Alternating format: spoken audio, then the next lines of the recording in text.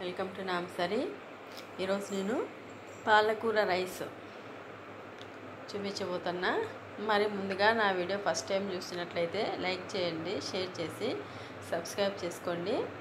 పాలకూర రైస్ మనకు చూడడానికే కలర్ఫుల్గా ఉంది కదా, టేస్ట్ కూడా అలాగే ఉంటుంది. మరి ఇప్పుడు ఇందులోకి నేను ఒక 2 స్పూన్స్ ఆయిల్ తీసుకొని ఇందులోకి కాజు వేసుకున్నా. మనకు ఆప్షనల్ కాజు ఒకవేళ వద్దనుకుంటే లేదా మన ఇంట్లో లేవనుకుంటే స్కిప్ చేసేసుకోవచ్చు. దీని ప్లేస్లో మనం పల్లీలు వేసుకోవచ్చు.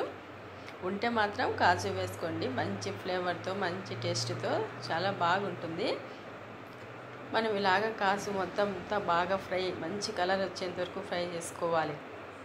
ఫ్రై చేసుకొని ఇప్పుడు ఇదే ఆయిల్లోకి పోపు దినుసులు వేసుకోవాలి. పోపు దినుసులు వేసేసుకుంటున్నాను. అలాగే ఇందులోకి మీరు కావాలి అనుకుంటే మసాలా ఫ్లేవర్ కావాలి అంటే అల్లం వెల్లుల్లి అలాగే చెక్క లవంగా ఇవన్నీ వేసుకోవచ్చు. కానీ నేను అల్లం వెల్లుల్లి ఫ్లేవర్ కాకుండా నాకు పాలకూర ఫ్లేవర్తోనే ఉండాలనే ఉద్దేశంతో నేను అవి రెండు వేయట్లేదు.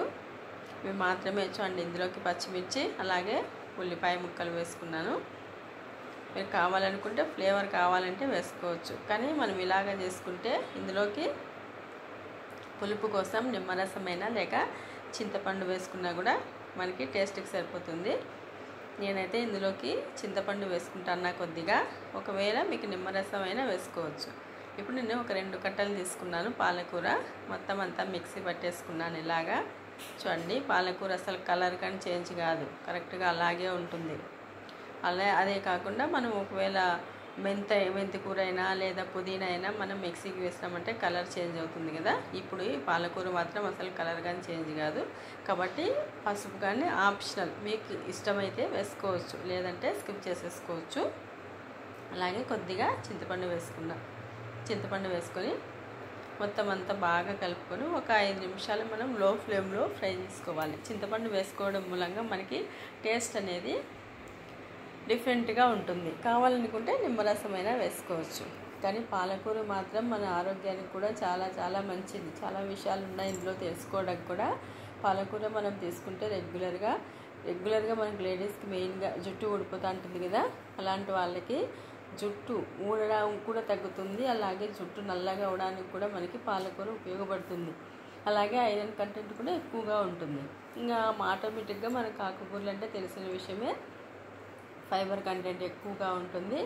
మనకు కాన్స్టిపేషన్ రాకుండా మనకి ప్రొటెక్షన్ కల్పిస్తుంది. కాబట్టి చాలా చాలా ఉపయోగాలు ఉన్నాయి ఇందులో. అలాగే నేను ఇందులోకి ఇంగువ కూడా వేసుకున్నా. ఇంగువ కూడా మనకి ఫ్లేవర్ ఇస్తుంది. అలాగే ఆ ఇంగువ కూడా మనకి ఆరోగ్యానికి ఉపయోగపడేటువంటిదే కాబట్టి ఇంగువగాను వేసుకున్నా.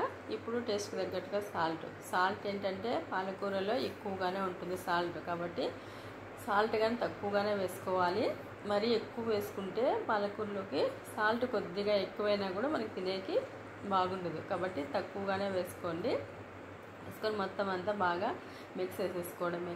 ఇలాగే చేసామంటే పిల్లలైనా తినచ్చు. ఎందుకంటే ఇది మసాలా కలిపినటువంటిది కాదు కాబట్టి మనం జస్ట్ ఓన్లీ ఇక్కడ వేసినది పోపు దినుసులు వేసుకున్నాం, అలాగే పచ్చిమిర్చి ఉల్లిపాయ ముక్కలు వేసుకున్నాం అంతే. కాబట్టి ఎవరైనా తినచ్చు. మసాలా వద్దు అనుకునే వాళ్ళు ఇలాగ చేసుకోవచ్చు. పిల్లలకి క్యారీర్లకైనా కూడా మనకి కారం తక్కువగా వేసుకున్నాం కాబట్టి ఇలాగ చేసి క్యారీర్స్ పెట్టినామంటే పిల్లలు కూడా ఇష్టంగా తినేటువంటి అవకాశం ఉంటుంది. కాబట్టి ఇలాగ ట్రై చేయండి. కూర్చొని చేత్తో కలిపేసిన మొత్తం అంతా ఈ కలర్ వచ్చింది. చాలా టేస్ట్గా ఉంటుంది. మరి మీరు కూడా ట్రై చేసి చూడండి.